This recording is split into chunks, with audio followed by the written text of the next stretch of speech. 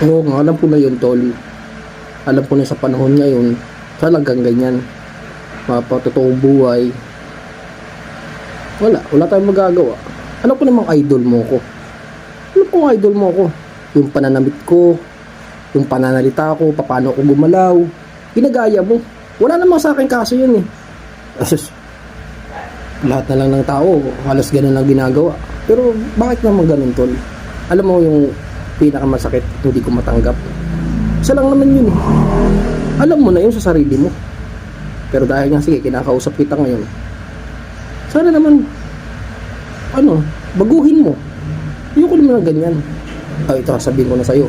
Kung ano yung pinakamasakit at hindi ko matanggap, yung kinakausap kita, hindi ka sumasagot, ginagaya mo lang ako. Alam mo ba, masaya yun?